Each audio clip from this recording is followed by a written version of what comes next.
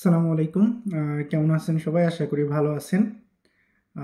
আজকে আমরা আহ, একটা গুরুত্বপূর্ণ টপিক আলোচনা করব এবং এটা আমি সিরিজ আকারে দেওয়ার চেষ্টা করব। নবম দশম শ্রেণীর শিক্ষার্থীদের জন্য আর্থিক বিবরণী। প্রথমেই যদি আমি কিছু কথা বলে নেই, এই আর্থিক বিবরণীর অঙ্কটা স্টুডেন্টরা সব থেকে বেশি ভয় পায় এবং সব থেকে বেশি ভুল করে। আর এইটা আমাদের সৃজনশীল পদ্ধতিতে 2টি প্রশ্ন দেওয়া কিন্তু বাধ্যতামূলক।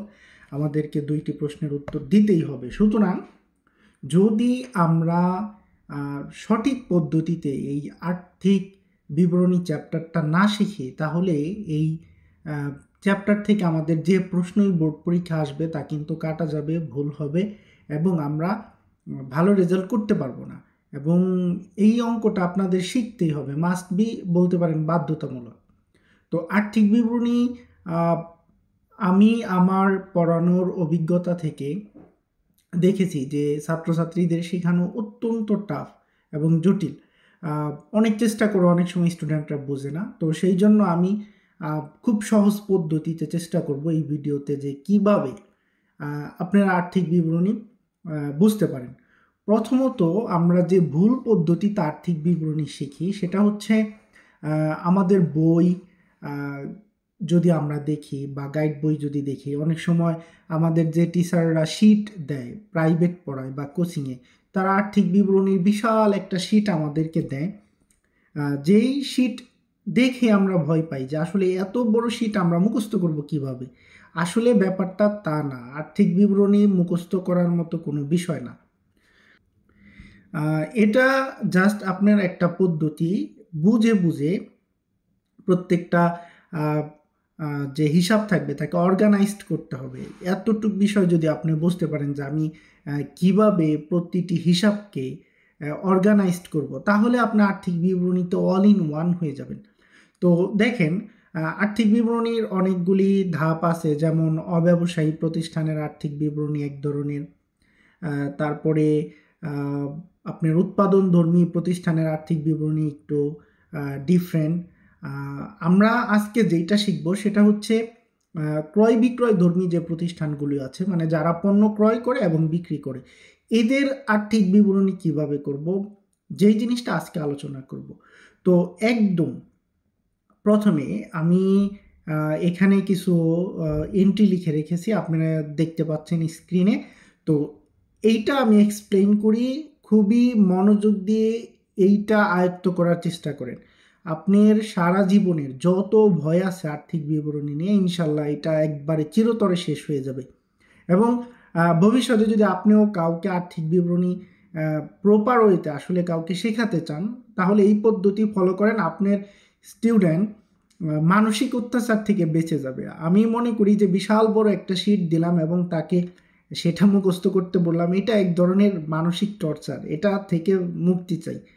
যাই হোক, দেখেন, অত বড় শিট না দিয়ে আপনি যদি কোনো স্টুডেন্টকে আর্থিক বিবরণী শেখান, তাকে প্রথমে আমার এই বামের এই যে আমি টাচ করলাম এইটা একটু দেখেন, যে বিশদ আয় বিবরণী এতটুক জিনিস, এই এতটুক, এই কালার করা এই অংশটুক যদি আমরা একটা স্টুডেন্টকে দেখাই, তাহলে সে ইজিলি মনে রাখতে পারবে। তাকে বলেন যে এতটুক তোমার মনে রাখতে হবে। এইটা হচ্ছে আর্থিক বিবরণীর বিশদ আয় বিবরণীর প্রথম অংশ।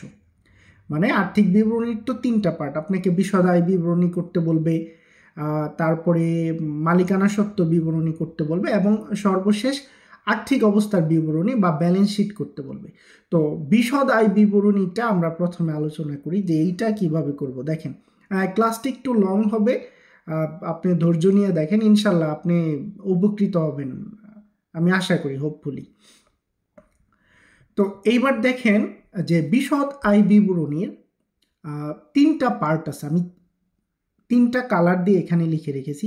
বিশদ আয় বিবরণীর 3টা পার্ট, ভালো করে বুঝেন।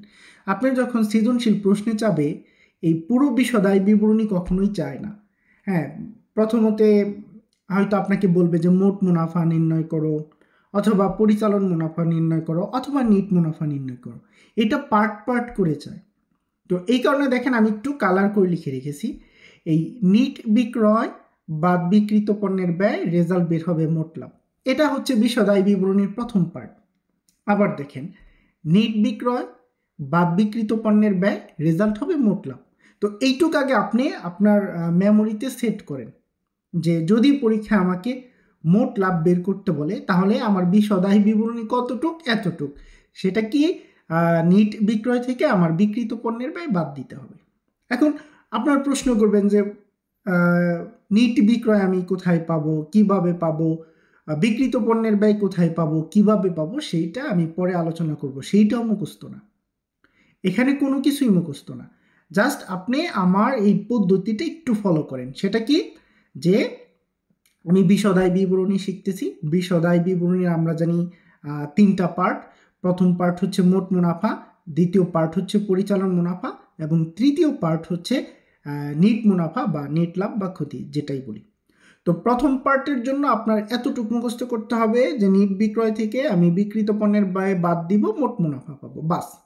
এইটুক যদি আপনি মাথায় রাখতে পারেন, আপনি বিশদায় বিবরণী পারেন, আপনি মোট মুনাফা পারেন, আপনি বিশ্বাস করেন পারেন।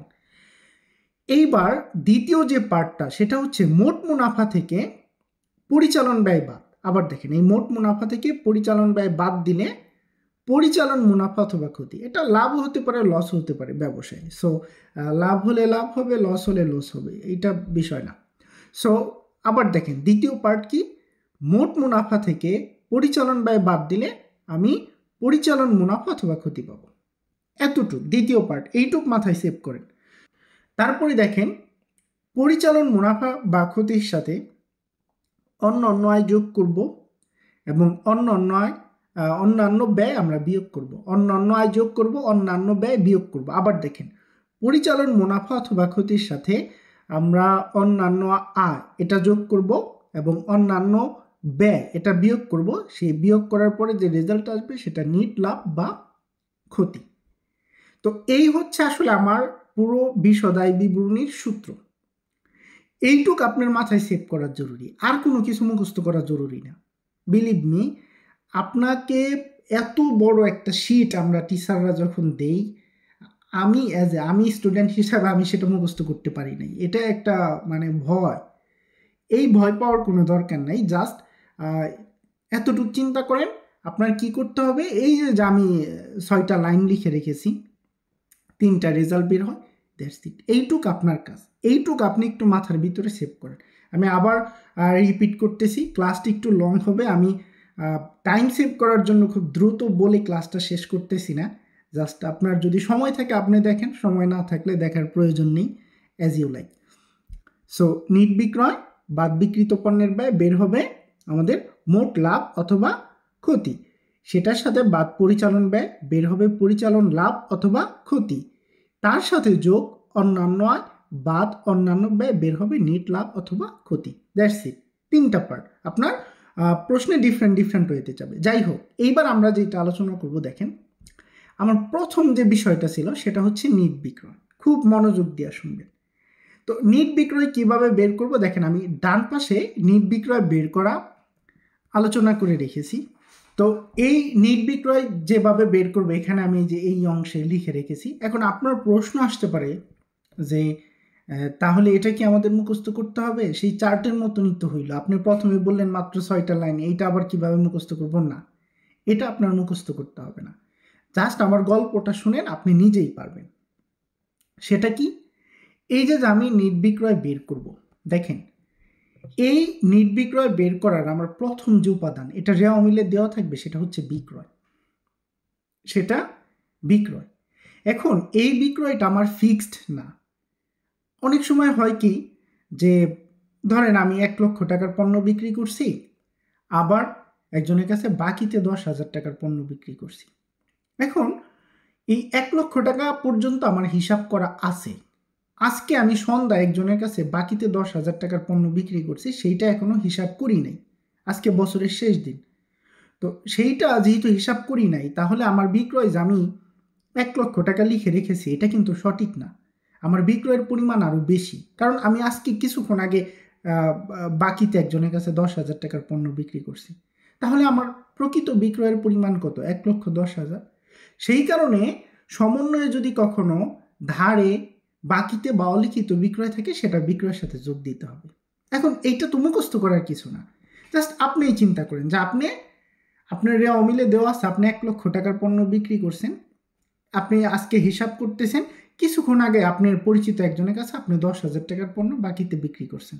এখন আপনি বলেন আপনার বিক্রয় কি 1 লক্ষ? না, আপনার বিক্রয় তো 1,10,000, কিন্তু আপনার রেও মিলে লেখা আছে 1 লক্ষ, তাহলে ভুল আছে। সেই জন্য এই বাকিতে বাকিতে বা অলিখিত বিক্রয় যদি থাকে সেটা যোগ করবেন। এখন এটা কোথায় থাকবে? এটা সব সময় সমন্বয়ে থাকবে রেও মিলে নিচে। এটা তো ভুল বা বাদ পড়ছে। সহজ, এটা আপনার রেওয়া মিলে কোথাও খোঁজার দরকার নেই, আপনি সরাসরি সমন্বয়ে তাকাইলেই এরকম এন্ট্রি পেয়ে যাবেন। যদি পান আপনি বিক্রয়ের সাথে যোগ করবেন, বিক্রয়কে বাড়াবেন, যদি না পান আপনি যোগ করবেন না, সিম্পল। আচ্ছা, তারপরে দেখেন কি আছে, বিক্রয় ফেরত মাইনাস বিক্রয় ফেরত বা আন্ত ফেরত। সেটা কি? ধরেন এই যে আমি একটু আগে বললাম যে আপনার এখন বিক্রয়ের পরিমাণ 1,10,000 টাকা, যে একটু আগে যার কাছে আপনি 10,000 টাকার পণ্য বিক্রি করছিলেন, আবার 1 ঘন্টা পরে বা কিছুক্ষণ পরে সে আপনাকে 5,000 টাকার পণ্য ফেরত দিছে, যে এইটা তার পছন্দ হয় নাই বা তার যে ডিমান্ড সেটা পূরণ করতে পারতেছে না, এই জন্য কি করলো, সে 5,000 টাকার পণ্য আপনাকে ফেরত দিয়ে গেল। এখন বলেন তো আপনার বিক্রয় কি 1,10,000 না কমে গেছে? কমে গেছে। তা আপনি তো ভুলভাবে হিসাব করতে পারবেন না, তাহলে আপনার কি করতে হবে, ওই 1,10,000 টাকা থেকে এই 5,000 টাকা আপনার বিয়োগ করতে হবে। তাই যদি বিক্রয় ফেরত অথবা আন্ত ফেরত থাকে সেটা আমরা মাইনাস করব। তো কেন মাইনাস করবো এটা বোঝা যায়, এটা মুখস্থ করার বিষয় না, থাকলে মাইনাস করব, না থাকলে নাই। কারণ এটার কারণে আমার বিক্রয়ের পরিমাণ কমে গেছে। সহজ কথা, যদি বিক্রয়ের পরিমাণ বাড়ে আমরা বিক্রয়ের সাথে যোগ দিব, যদি বিক্রয়ের পরিমাণ কমে আমরা বিক্রয় থেকে বিয়োগ করব। এই তো বিষয়। এখন দেখেন এই বিক্রয় ফেরত কোথায় থাকবে, এটা সাধারণত রেওয়া মিলে থাকবে। আপনি রেওয়া মিলে কোথাও না কোথাও পাবেন, হঠাৎ সমন্বয়ে থাকতে পারে, এটা ম্যাক্সিমাম টাইম আপনি রেওয়া মিলে পাবেন। এটা রেওয়া মিলেও থাকতে পারে, সমন্বয়েও থাকতে পারে, বাই দ্য ওয়ে। এবার আছে কি বিক্রয় বারটা, এটাও রেওয়া মিলে থাকে। এটা মাইনাস করব, কেন মাইনাস করব, ওই যে আপনার বিক্রয় আমরা একটু আগে পাইলাম 1,05,000 টাকা। এইবার দেখেন আপনি একজনের কাছে 5,000 টাকার পণ্য বিক্রি করছেন, কিন্তু তারে বলছেন যে 1,000 টাকা আমি ছাড় দিব। তো তারে যদি আপনি 1,000 টাকা তাকে ছাড় দেন, তাহলে আপনার বিক্রয় তো 5,000 টাকা না, বিক্রয় হয়েছে 4,000 টাকা, কিন্তু আপনার হিসাবে লেখা আছে 5,000 টাকা। এই কারণে, কারণ আপনি যে টাকা ছাড় দিচ্ছেন সে তো সেই মূল্যটা আপনাকে পরিশোধ করবে না, এই কারণে আমরা বিক্রয় বার্তাটা মাইনাস করে দিব, 1,000 টাকা মাইনাস করে দিলাম। এইবার দেখেন কি আছে, মাইনাস মুনাফাবিহীন বিক্রয়। দেখেন আমাদের ব্যবসায়ের একটা উদ্দেশ্য থাকে পণ্য বিক্রয় করা, সেটা হচ্ছে আমরা মুনাফা অর্জন করব। আমাদের ব্যবসায়ের এটা হচ্ছে মেন টার্গেট, যে আমরা একটা পণ্য 100 টাকা দিয়ে ক্রয় করলাম, 130 টাকা বিক্রি করলাম, তাহলে আমাদের 30 টাকা লাভ হবে। This is the main point of business. এখন আপনি একটা পণ্য 100 টাকা দিয়ে কিনছেন, ধরেন আপনার ওয়াইফ আসছে, তো সে এখন একটা পণ্য আপনার দোকান থেকে নিয়ে যাবে, আপনি তাকে কেনা দামে দিয়ে দিলেন, 100 টাকার পণ্য তাকে 100 টাকায় দিয়ে দিলেন। তো এই যে আপনি এখানে লাভ করলেন না, তাহলে আপনার ব্যবসায়ের কিন্তু উদ্দেশ্য পূরণ করতে পারলো না। যেহেতু ব্যবসায়ের উদ্দেশ্য পূরণ করতে পারে নাই, তাহলে এটা তো আসলে বিক্রয় হিসাবে লিখে রেখে কোনো লাভ নাই। সেই জন্য আমরা এটা বিক্রয় থেকে বাদ দিয়ে দিব, আমরা ক্রয় থেকেও এটা বাদ দিয়ে দিব, ক্রয় থেকেও বাদ, বিক্রয় থেকেও বাদ। কেন? কারণ আমি কল্পনা করবো এটা আমি ক্রয়ও করি নাই, বিক্রয়ও করি নাই, ঝামেলা শেষ। কারণ আপনার ব্যবসায়ের উদ্দেশ্য একটা পণ্য 100 টাকা দিয়ে কিনবেন, 130 টাকা বিক্রি করবেন। কারণ আপনার ব্যবসায়ের উদ্দেশ্য যে একটা পণ্য আপনি 100 টাকা দিয়ে কিনবেন, 130 টাকা বিক্রি করবেন। তাই সেটা যদি 100 টাকা দিয়ে কিনে আপনি 100 টাকা বিক্রি করেন, আপনার লাভও হচ্ছে না, লাভও হয় নাই, লসও হয় নাই। তো সেই ক্ষেত্রে আমরা চিন্তা করব যে এটা আমি ক্রয়ও করি নাই, বিক্রিও করি নাই, এটা হিসাবই করার দরকার নেই। এই জন্য মুনাফাবিহীন বিক্রয় আমরা ক্রয় থেকেও বাদ দিব, বিক্রয় থেকেও বাদ দিব। এখন এই মুনাফাবিহীন বিক্রয়টা আপনি কোথায় পাবেন? এটা সাধারণত এটা সবসময় সমন্বয়ে থাকবে, জাস্ট আপনি সমন্বয়ে পেয়ে যাবেন। জাস্ট ক্রয় থেকেও মাইনাস করে দিবেন, বিক্রয় থেকেও মাইনাস করে দিবেন। কারণ এটা আমার ক্রয়ও কমাই দিছে, বিক্রয়ও কমাই দিছে, কারণ আমি চিন্তা করছি এটা আমি ক্রয়ও করি নাই, বিক্রয়ও করি নাই, সো এটাকে ক্রয় এবং বিক্রয়ের সাথে রাখার কোনো প্রশ্নই ওঠে না। আচ্ছা, এরপরে যদি থাকে, এটাই সাধারণত নবম দশম শ্রেণীতে থাকে না, জাস্ট যদি থাকে বিক্রয় মূল্যে পণ্য উত্তোলন, সেটা বিক্রয়ের সাথে যোগ দিবেন। যদি কোনো অঙ্কে আমি পাই সলভ করার সময়, তখন এই পয়েন্টটা ব্যাখ্যা করে দিব, জাস্ট আপাতত আপনি একটু মনে রাখার চেষ্টা করেন। এবং সর্বশেষ, যদি বিক্রয় ভ্যাট থাকে সেটা মাইনাস করে দিতে হবে, কারণ ভ্যাটের কারণে মানে আপনার বিক্রয়ের পরিমাণ কমে যায়। কেমন? ধরেন আপনি একটা পণ্য 100 টাকায় বিক্রি করলেন, তার উপরে আপনার 15% ভ্যাট আছে, সো আপনি কাস্টমারের কাছ থেকে 115 টাকা নিলেন। এখন এই যে আপনি 115 টাকা নিলেন, এর 15 টাকা কিন্তু আপনি সরকারকে দিয়ে দিবেন, কিন্তু আপনি পাইতেছেন মাত্র 100 টাকা। সো আপনি যদি বিক্রয় 115 টাকা লিখেন, এটা তো ভুল লেখা আছে। আপনার বিক্রয় তো 115 টাকা না, আপনি 100 টাকা বিক্রি করছেন, আর 15 টাকা সরকার পাবে। এই জন্য যদি বিক্রয় ভ্যাট থাকে সব শেষ বিয়োগ দিবেন। আর এই কথাটা মাথায় রাখেন, ভ্যাট আমরা সবসময় লাস্টে বিয়োগ করব। যদি আপনি কখনো এই বিক্রয় ভ্যাটটা প্রথমে বিয়োগ করেন, তারপরে বাকিগুলি যোগ বিয়োগ করেন, আপনার অঙ্ক কিন্তু হবে না। ভ্যাট সব শেষ, ভ্যাট সবার লাস্টে বিয়োগ করতে হবে, বাস। সো এই যে দেখেন আমরা কিভাবে নিট বিক্রয় বের করব, বিশদায়ী বিবরণী, এই ব্যাপারটা কিন্তু মুখস্থ না। আপনি জাস্ট দেখলেই বুঝতে পারবেন যে কোনগুলির কারণে আমার বিক্রয়ের পরিমাণ বাড়ছে এবং কোনগুলোর কারণে আমার বিক্রয়ের পরিমাণ কমছে। এইবার আমাদের যে দ্বিতীয় লাইনটা আছে সেটা হচ্ছে বিক্রিত পণ্যের ব্যয়। তো এই বিক্রিত পণ্যের ব্যয় আমরা কিভাবে বের করব, দেখেন এটা নিয়ে একটু আলোচনা করি।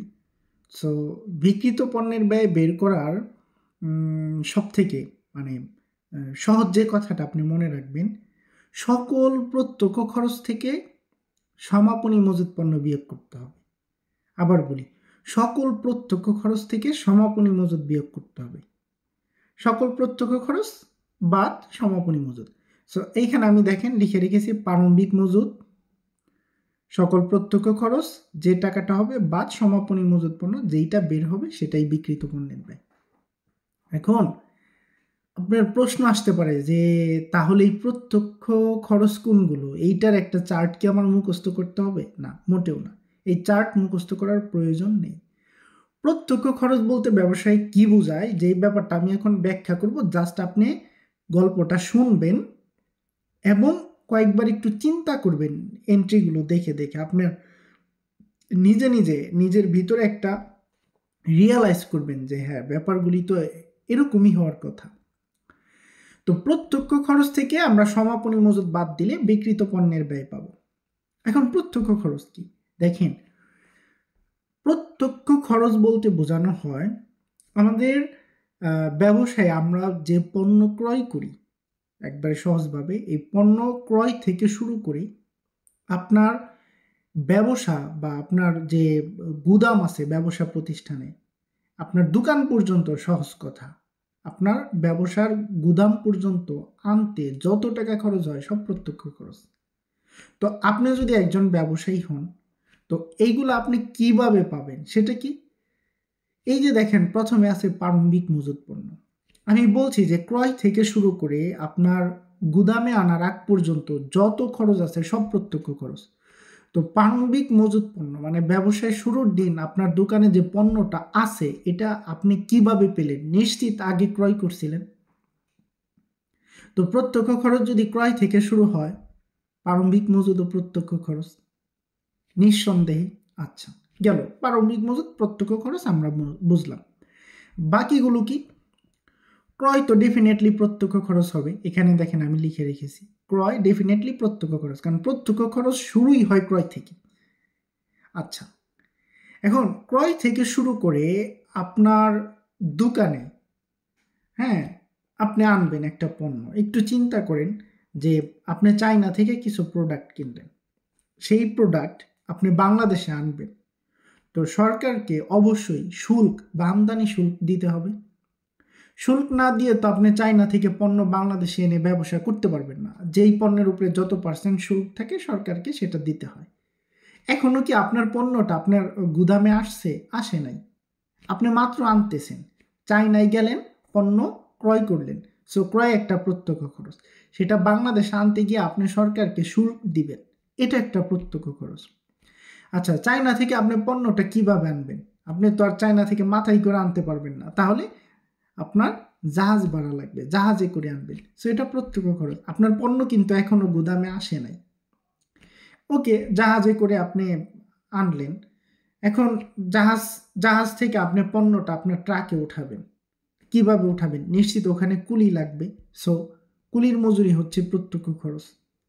এবার কখনো কখনো সমুদ্রে বিপদ হতে পারে, জাহাজ ডুবে যেতে পারে, সেই জন্য আপনি কি করলেন, একটা বীমা করলেন সেই ক্ষতি থেকে বাঁচার জন্য। তাহলে নৌ বীমাটা প্রত্যক্ষ খরচ। দেখেন এগুলো কিন্তু আমার মুখস্থ না, জাস্ট বুঝে বুঝে আপনি কল্পনা করেন যে আপনার ব্যবসা, আপনি এগুলো আনতেছেন। আমার এই গল্পগুলি যদি আপনি মাথায় রাখেন, আপনার কোনো কিছু মুখস্থ করতে হবে না। এই লিস্টের বাইরে যা কিছু আসুক আপনি আনসার করতে পারবেন। এখানে আমি সব লিখে রাখি নাই, আরও অনেক আছে। এখানে আমার যে কয়েকটা মাথায় আসছে এই মুহূর্তে আমি লিখে রেখেছি। ওকে, গেল। সো নৌ বীমাটা প্রত্যক্ষ খরচ। পরিবহন বা আন্তঃপরিবহন। পরিবহন বা আন্তঃপরিবহন বলতে কি বোঝায়? ধরেন আপনি চট্টগ্রাম বন্দরে আপনার পণ্যটা খালাস করলেন বন্দর থেকে।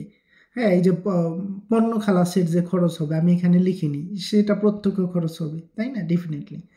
এরপরে পণ্যটা আপনি ধরেন একটা ট্রাক ভাড়া করলেন, সেই ট্রাক করে আপনার গুদাম পর্যন্ত আনবেন, তো এইটাকে বলে পরিবহন খরচ। ট্রাক করে পণ্য এক স্থান থেকে আরেক স্থানে নেওয়ার জন্য যেটা। হ্যাঁ, সো পরিবহন খরচ বা পরিবহন খরচ, হ্যাঁ, এটা প্রত্যক্ষ খরচ হবে। আপনার পরীক্ষার ভিতরে দেখেন এটা ট্রাক ভাড়া লেখা থাকতে পারে, তো আপনি কনফিউজ হবেন না, কারণ ট্রাকে করে আপনি কি করছেন, আপনার পণ্য গুদামে নিছেন, সো এটা প্রত্যক্ষ খরচ হবে। আচ্ছা, তারপরে দেখেন কি আছে যে বিশেষ প্যাকিং খরচ। আপনি একটা পণ্য ক্রয় করার পরে সেটা ঠিক মতো আপনার গুদামে নেওয়ার জন্য অনেক সময় এক্সট্রা আপনার প্যাকিং করার প্রয়োজন পড়তে পারে, সেটা প্রত্যক্ষ খরচ, সেটাকে বিশেষ প্যাকিং খরচ বলতে পারে। এখানে একটা বিষয় একটু ক্লিয়ার বলে দিই আমি, যদি শুধু প্যাকিং খরচ থাকে তাহলে বোঝায় যে আমরা একটা পণ্য বিক্রি করছি, তখন কাস্টমারের কাছে পৌঁছাই দেওয়ার জন্য প্যাকিং খরচ। আর বিশেষ প্যাকিং খরচ থাকলে বোঝায় যে আমি একটা পণ্য ক্রয় করছি, সেটা আমার দোকানে গুদামে আনার জন্য প্যাকিং খরচ। আর প্রত্যক্ষ খরচ হচ্ছে ক্রয় থেকে শুরু করে আমার গুদামে আনার আগ পর্যন্ত যত খরচ সব প্রত্যক্ষ খরচ। সো প্যাকিং খরচ হলে প্রত্যক্ষ হবে না, বাট বিশেষ প্যাকিং খরচ প্রত্যক্ষ খরচ হবে। আশা করি আমি বোঝাতে পেরেছি।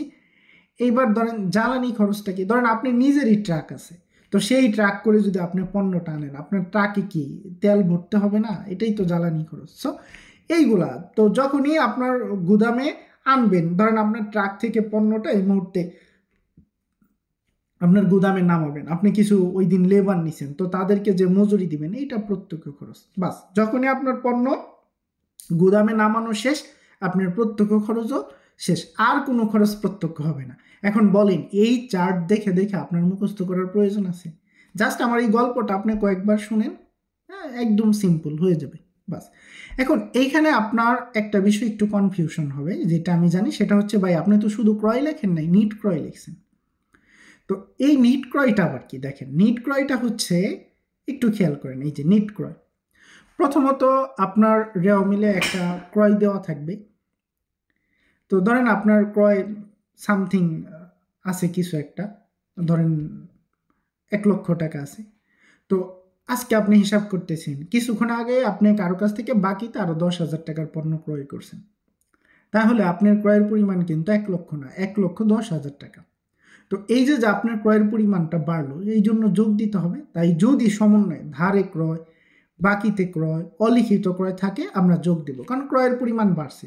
যদি ক্রয়ের পরিমাণ বাড়ে আমরা যোগ করব, যদি ক্রয়ের পরিমাণ কমে তাহলে আমরা কি করব, বিয়োগ করে দিব। দ্যাটস ইট, আর এর বেশি কিছু না।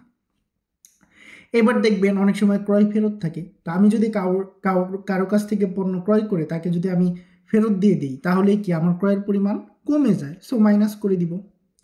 ক্রয়বারটা কি? যে আমি একজনের কাছ থেকে ধরেন 10,000 টাকার পণ্য ক্রয় করছি, সে আমাকে 1,000 টাকা ছাড় দিছে, তাহলে তো আমি তাকে 10,000 টাকা দিব না, আমি তাকে 9,000 টাকা দিব, কিন্তু আমি লিখে রেখেছি 10,000। সো আসলে আমার ক্রয়টা তো 10,000 টাকা না, 9,000 টাকা। তো ক্রয়বারটার কারণে আমার ক্রয়ের যে অ্যামাউন্টটা, টাকাটা, পরিমাণটা কমে যায়, এই জন্য মাইনাস করব। আচ্ছা, এবার দেখেন পণ্য উত্তোলন যদি থাকে, আমরা মাইনাস করব কেন? দেখেন আমরা পণ্য ক্রয় করি বিক্রি করার জন্য। ক্রয় শব্দটার মানে হচ্ছে এই পণ্যটা আমি ক্রয় করেছি বিক্রি করব, তো এটা হচ্ছে উদ্দেশ্য, ইন্টেনশন আমাদের। তো মালিক যদি সেখান থেকে 5,000 টাকার পণ্য নিয়ে যায়, তো আমার উদ্দেশ্য তো পূরণ হইল না। আমি তো পণ্যটা ক্রয় করছি বিক্রি করার জন্য, মালিকরে দেওয়ার জন্য না। তো মালিক যদি পণ্য নিয়ে যায় তাহলে ওইটা তো ক্রয় হইল না, এই জন্য ক্রয় থেকে পণ্য উত্তোলন মাইনাস করতে হবে। সহজ বিষয়। কারণ আবারও বোঝেন, যদি কনফিউজ হয়ে যান, যে ক্রয় বলতে কি বোঝায়, যেই জিনিসটা আমি বিক্রি করার উদ্দেশ্যে কিনছি। ধরেন আপনি একটা শার্ট কিনছেন, এই শার্টটা এই যে আমি একটা টি শার্ট গায়ে দিছি, হ্যাঁ এই টি শার্টটা আমি ব্যবহার করার উদ্দেশ্যে কিনছি, ব্যবসায়ের ভাষায় এটা ক্রয় না। কিন্তু এই টি শার্টটা যদি আমি বিক্রি করার উদ্দেশ্যে কিনতাম তাহলে ক্রয়। তো আমরা যা কিছু ক্রয় করি সেটা বিক্রি করার উদ্দেশ্যে, কিন্তু ওখান থেকে মালিক যদি নিয়ে যায় তাহলে সেটা তো ক্রয় না। এই জন্য আমাদের ক্রয়ের পরিমাণটা কমে যায়, মালিক পণ্য নিলে পণ্য কমে যায়, আমরা ক্রয় থেকে মাইনাস করব। বিনামূল্যে পণ্য বিতরণ সেম, আমরা পণ্য ক্রয় করছি বিক্রি করার জন্য, বিনামূল্যে বিতরণ করার জন্য না। তো ওখান থেকে যদি বিনামূল্যে পণ্য বিতরণ করি তাহলে পণ্য আমাদের কমে যায়, ক্রয়ের পরিমাণ কমে গেল, তাই মাইনাস করে দিব। এবং সর্বশেষ ক্রয় ভ্যাট আমরা মাইনাস করে দিব, ভ্যাট সবার লাস্টে মাইনাস করবেন। আমরা বিক্রয়ের সময় ভ্যাট এক্সপ্লেন করেছি, তাহলে আশা করছি যে কিভাবে আপনারা নিট ক্রয় বের করতে পারবেন বুঝলেন। সো এই নিট ক্রয় এইগুলা প্রত্যক্ষ খরচ সব কিছু থেকে যদি আমরা সমাপনী মজুত পণ্য বিয়োগ করি, আমরা যেইটা পাবো সেটাই হচ্ছে আমাদের বিক্রিত পণ্যের ব্যয়। আর আমরা এতক্ষণ কি বুঝাইলাম যে নিট বিক্রয় থেকে বিক্রিত পণ্যের ব্যয় বাদ দিলে আমাদের মোট লাভ বা ক্ষতি বের হবে। সো আমরা মোট লাভ কিভাবে বের করব এই পর্যন্ত খুব সুন্দরভাবে আলোচনা করলাম। তো এইবার দেখেন আমি পরের অংশ আলোচনা করতেছি। মোট লাভ থেকে আমরা পরিচালন ব্যয়টা বাদ দিব, আমাদের বের হবে পরিচালন মুনাফা অথবা ক্ষতি। আচ্ছা, এখন প্রশ্ন হচ্ছে যে পরিচালন ব্যয়টা আমরা কিভাবে বুঝবো? তো পরিচালন ব্যয়টা আমি এক্সপ্লেন করি। দেখেন, পরিচালন ব্যয় এই যে দেখেন এখানে আমি লিখে রেখেছি আমাদের পরিচালন ব্যয় এবং অন্যান্য ব্যয়, এই দুইটা আমরা একটু তুলনা করলে আমাদের কাছে একদম মানে ক্লিয়ার হয়ে যাবে যে আসলে পরিচালন ব্যয়টা কি এবং অন্যান্য ব্যয়টা কি। পরিচালন ব্যয়টা হচ্ছে মানে যেই খরচটা না করি আপনি আপনার ব্যবসা চালাতে পারবেন না, সেটাই পরিচালন ব্যয়। আর অন্যান্য ব্যয় হচ্ছে যে যেই খরচটা না করেও আপনি আপনার ব্যবসা চালাতে পারবেন। প্রথমত আমরা একটু আগে আলোচনা করেছি যে প্রত্যক্ষ খরচ, পণ্য আমরা কিনলাম, সেইটা দোকানে আনার বা গুদামে আনার আগ পর্যন্ত যত খরচ আছে সব প্রত্যক্ষ। গুদামে আনার পরে এরপরে প্রত্যক্ষ খরচ বন্ধ। এখন আপনি আপনার ব্যবসা প্রতিষ্ঠানে যত টাকা খরচ করবেন, যত টাকা,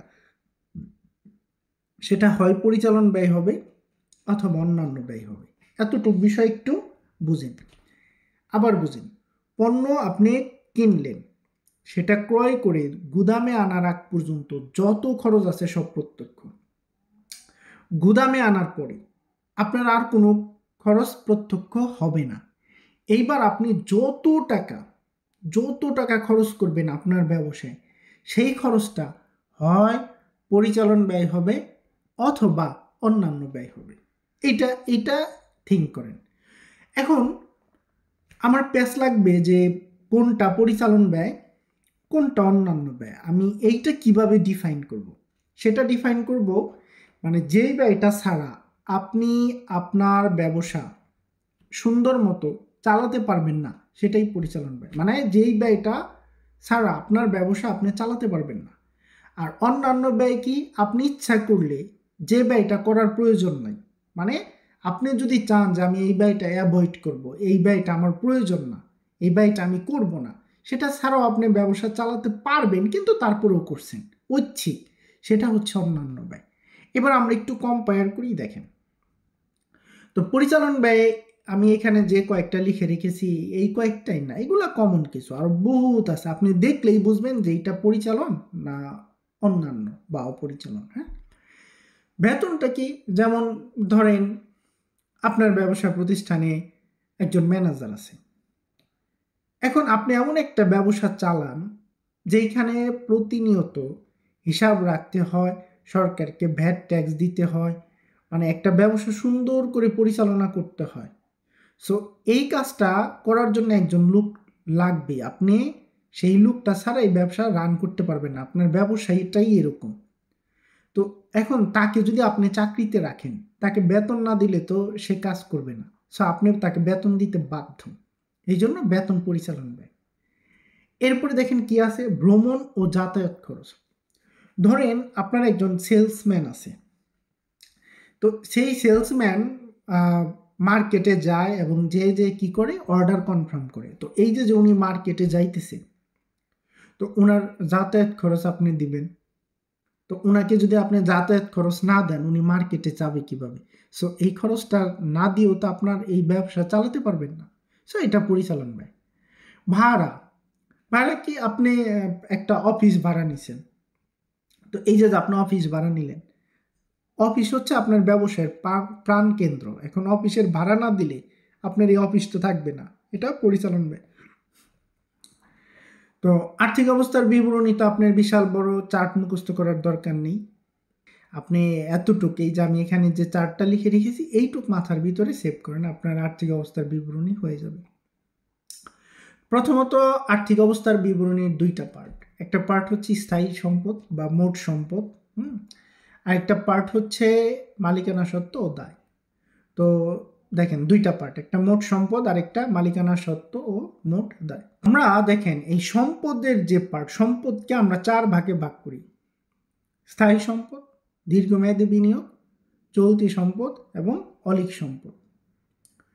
তো এই যে দেখেন এখানে আমরা লিখে রেখেছি যে সম্পদ 4টা ভাগ আছে: স্থায়ী, দীর্ঘমেয়াদী, চলতি, অলিক বা ভুয়া সম্পদ।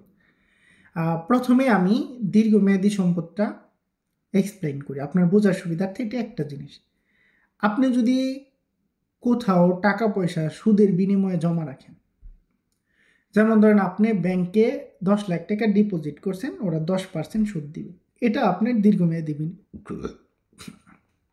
একদম সহজ কথা, যে আপনি যদি টাকা পয়সা কখনো সুদের বিনিময়ে ব্যাংকে জমা রাখেন, সেটা দীর্ঘমেয়াদী বিনিয়োগ। এই একটাই। অনেক সম্পদ বা ভুয়া সম্পদ কি? এটা মাত্র 2-3টা জিনিস আপনি মনে রাখবেন। প্রথমত 1 নম্বর হচ্ছে বিলম্বিত বিজ্ঞাপন, 2 নম্বর হচ্ছে প্রাথমিক খরচ। আর নবম দশম শ্রেণীতে সাধারণত এই দুইটার বেশি আসে না, এই দুইটাই আসবে, মনে রাখেন। প্রাথমিক খরচ এবং বিলম্বিত বিজ্ঞাপন, এই দুইটা হচ্ছে ভুয়া সম্পদ। তো দেখেন দীর্ঘমেয়াদী বিনিয়োগ শুধুমাত্র সুদের বিনিময়ে, আপনি যেমন 10% বিনিয়োগ বা 10% প্রদত্ত ঋণ, হ্যাঁ, এইগুলা। অলিক সম্পদ 1 নাম্বার হচ্ছে প্রাথমিক খরচ, 2 নাম্বার হচ্ছে বিলম্বিত বিজ্ঞাপন, শেষ। বাকি রইল স্থায়ী সম্পদ এবং চলতি সম্পদ। এই দুইটা একটু মনোযোগ দিয়ে শুনে। স্থায়ী সম্পদ হচ্ছে যেই সম্পদের অ্যামাউন্টটা 1 বছরের ভিতরে পরিবর্তন হবে না, সেটাই স্থায়ী সম্পদ। আর চলতি সম্পদ হচ্ছে যে অ্যামাউন্টটা প্রতিনিয়ত পরিবর্তন হয়। তা আমি একটা এক্সাম্পল দেই স্থায়ী সম্পদ। যেমন ধরেন আপনার একটা বিল্ডিং আছে, দালান কোঠা, এটা আপনি 20 লক্ষ টাকা খরচ করে তৈরি করছেন। এখন এই সময় আপনি একটা বিল্ডিং 20 লক্ষ টাকা দিয়ে খরচ করছেন। এই বিল্ডিংটাকে যদি আমি 6 মাস পরে আপনাকে জিগাই আপনার বিল্ডিংয়ের দাম কত, আপনি 20 লক্ষ বলবেন না বলবেন 50 লক্ষ, 30 লক্ষ, 10 লক্ষ? বাড়তে হচ্ছে না কম, আপনি কিন্তু 20 লক্ষ বলবেন। 1 বছর পরে যা যদি জিজ্ঞাসা করি, আপনি কিন্তু 20 লক্ষ টাকাই বলবেন, যে আমার বিল্ডিংয়ের দাম 20 লক্ষ। তাহলে এই বিল্ডিংয়ের যে অ্যামাউন্ট টাকা, এটা চেঞ্জ হয় না 1 বছরে, এটাই স্থায়ী সম্পদ। 1 বছর পরে গিয়ে আপনি বলতে পারেন হ্যাঁ আমার বিল্ডিংয়ের দাম এখন 5% কমছে, কিন্তু বারবারে আপনি বলবেন না। আরেকটি এক্সাম্পল দেই, ধরেন আপনি একটা আসবাবপত্র কিনছেন, আসবাবপত্র আপনি 50,000 টাকা দিয়ে কিনছেন। তো আজকে 50,000 টাকা দিয়ে কিনলেন, এই আসবাবপত্রের মূল্য কিন্তু 50,000। এখন আমি যদি আপনাকে 2 মাস পরে দিকে এই আসবাবপত্রের দাম কত, 50,000, 6 মাস পরে দিকেই 50,000, 8 মাস পরে দিকেই 50,000, 1 বছর পরে আপনি বলবেন যে এখন আসবাবপত্র পুরানো হয়েছে, একটু কমাই দিই দাম। বছরে মাত্র একবার কমাবেন। তার মানে এই সারা বছরে কিন্তু এটার যে পরিমাণটা, অ্যামাউন্টটা নো চেঞ্জ। এটাই হচ্ছে স্থায়ী সম্পদ। ধরেন আপনি একটা কম্পিউটার কিনলেন, অফিস সরঞ্জাম, স্থায়ী সম্পদ। এটার দাম কি আপনি প্রতিদিন চেঞ্জ করবেন না? আচ্ছা, তাহলে চলতি সম্পদ কি? খুবই মজার, এগুলো মুখস্থ করতে হয় না, বুঝে বুঝে করতে হয়। যেমন ধরেন নগদ টাকা, আপনার কাছে 2 লক্ষ টাকা ক্যাশ আছে, আপনার পকেটে 2 লক্ষ টাকা নগদ আছে। তো একটু পরে আপনি ওখান থেকে কাউরে 10,000 টাকা দিয়ে দিলেন। এইবার বলেন তো আপনার নগদের পরিমাণ কি 2 লক্ষ? না, 10,000 কমে গেছে, 1,90,000। আপনি আবার একজনের কাছ থেকে 20,000 টাকা পাইলেন, এখন কি 90,000? না, 2,10,000 হয়ে গেল। সো এই যে অ্যামাউন্টটা, মানে এটা প্রতিনিয়ত বহুবার পরিবর্তন হবে, প্রতিদিন পরিবর্তন হবে। সো এটা চলতি। ধরেন আপনার ব্যাংকে 1 লক্ষ টাকা আছে, সেখানে আপনি এখন 50,000 টাকা উঠাই নিয়ে আসলেন, আপনার ব্যাংকে এখন 50,000। আবার একজন যে 1 লক্ষ জমা দিল, এখন হয়ে গেল 1.5 লক্ষ। তাহলে এই যে অ্যামাউন্টটা, এটা প্রতিনিয়ত পরিবর্তন হইতেছে। সো এটা চলতি। এরপর আসি দেনাদার। দেনাদার মানে কি, আপনি একজনের কাছে 30,000 টাকা পাবেন, তো সে যদি একটু পরে এসে আপনাকে 5,000 টাকা দিয়ে যায়, এখন আপনার দেনাদার কি 30,000? না, 25,000 কমে গেল, পরিমাণ কিন্তু কমে গেছে। আবার একটু পরে একজনের কাছে বাকিতে 10,000 টাকা বিক্রি করলেন, এখন 35,000 বেড়ে গেছে। এটা প্রতিনিয়ত আপ ডাউন করবে। তাহলে যেই সম্পদের পরিমাণ প্রতিনিয়ত আপ ডাউন করে, সেটা হচ্ছে চলতি সম্পদ। সিম্পল। আচ্ছা, এবার আসি, দেখেন মালিকানা সত্ত্ব দায়। তো প্রথমে মালিকানা সত্ত্ব, মনে রাখবেন মালিকানা সত্ত্ব মানে মালিকের যে টাকা, মূলধন, মানে একটা প্রতিষ্ঠানে মালিকের যতটুক অধিকার আছে সেটাই মালিকানা সত্ত্ব। আমরা অঙ্ক করার সময় বুঝাবো, তারপর আমি বলে রাখি। যেমন মালিক যদি মূলধন আনে, তো সেটা মালিকানা সত্ত্ব বাড়ে। যদি মালিক অতিরিক্ত মূলধন আনে, সেটাও মালিকানা সত্ত্ব বাড়ে, মূলধনের সাথে যোগ হবে। মালিক যদি ব্যবসা থেকে টাকা নিয়ে যায়, তাহলে মালিকের অধিকার ব্যবসায় কমে, তার মানে উত্তোলন বিয়োগ হবে। মালিক যদি ব্যবসা থেকে পণ্য নিয়ে যায়, তাহলে মালিকের অধিকার কমবে, এটাও উত্তোলন বিয়োগ হবে। মালিক যদি আয়কর মালিকের যে আয়কর আছে সেটা ব্যবসা থেকে দেওয়া হয়, তাহলে এটাও এক ধরনের উত্তোলন, মালিকানা সত্ত্ব কমবে, মূলধন থেকে বিয়োগ হবে, তাই না? তো এইরকম যা আছে, যেমন যদি লাভ হয় তাহলে মালিকানা সত্ত্ব বাড়ে, মূলধনের সাথে যোগ হবে। যদি লস হয় তাহলে মালিকানা সত্ত্ব কমবে, মূলধনের সাথে যোগ হবে। সাধারণ সঞ্চিতি, এরকম আমরা অঙ্ক করার সময় দেখব যে আসলে কোন এন্ট্রিগুলির কারণে মালিকের মূলধন বাড়ে অথবা কমে। আচ্ছা, এইবার দেখেন আমার দায় হচ্ছে দুইটা, একটা দীর্ঘমেয়াদী আর একটা চলতি। তো দীর্ঘমেয়াদী দায় কি? সেটা হচ্ছে আপনি সুদের বিনিময়ে কারো কাছ থেকে টাকা নিছেন। যেমন আপনি একজনের একটা ব্যাংক থেকে 1 লক্ষ টাকা লোন নিছেন 10% সুদে, এটা হচ্ছে দীর্ঘমেয়াদী দায়। লোন, ঋণ, সুদের বিনিময়ে আপনি কোনো প্রতিষ্ঠান থেকে নেন, বাস এটাই। এইটা ছাড়া যত দায় আছে সব চলতি দায়। একদম আপনার মুখস্থ করার কোনো দরকার নেই। তাহলে শুধু মনে রাখেন, লোন ছাড়া, ঋণ ছাড়া, কর্জ না কিন্তু, একটু ভালো করে বুঝুন, লোন মানে আপনাকে সুদ দিতে হবে, এইটা ছাড়া যত দায় আছে সব চলতি দায়। আর চলতি দায়ের পরিমাণও প্রতিনিয়ত আপ ডাউন হয়। যেমন ধরেন পাওনাদার, আপনার কাছে একজন 50,000 টাকা পায়, আপনি যদি তাকে 5,000 টাকা দিয়ে দেন, এখন কি সে আর 50,000 পায়? এটা চেঞ্জ হয়ে গেল। সো এরকম। হ্যাঁ, যেমন ব্যাংক জমাতিরিক্ত, আপনি ব্যাংক থেকে 20,000 টাকা বেশি নিছেন, এটা দায়, চলতি দায়। একটু পরেই যদি ব্যাংকে 20,000 টাকা জমা দেন, ব্যাংক আর আপনাকে টাকা চাইতে পারবে না। সো এটা প্রতিনিয়ত পরিবর্তন হয়। সো এই হচ্ছে আমাদের আসলে আর্থিক অবস্থার বিবরণী,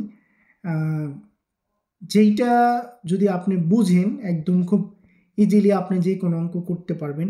আপনি স্ক্রিনশট দিয়ে রাখেন এই বিষয়গুলি, বা খাতা একটু নোট করেন, নোট করলে দেখেন, জাস্ট আমার গল্পগুলি কয়েকবার শুনেন, আপনি নিজে নিজেই পারবেন। হ্যাঁ, তারপরে আমরা যখন পরবর্তীতে অঙ্কগুলি করব, সলভ করব, আমি বিস্তারিত ব্যাখ্যা করে দেওয়ার চেষ্টা করব ইনশাল্লাহ। তো ক্লাসটা অনেক বড় হয়ে গেছে, আমি হয়তো আপনাদের বইয়ের পিডিএফ থেকে কিছু দেখাইতে চাইছিলাম, বাট অনেক বড় হয়ে গেছে। ধন্যবাদ সবাইকে আমার সাথে ক্লাসটা দেখার জন্য। ভালো থাকবেন, সুস্থ থাকবেন। ইনশাল্লাহ আমি সময় সুযোগ পেলে আরও এইরকম ভিডিও দেওয়ার চেষ্টা করবো ইনশাল্লাহ। ভালো থাকেন, সুস্থ থাকেন। আসসালামু আলাইকুম।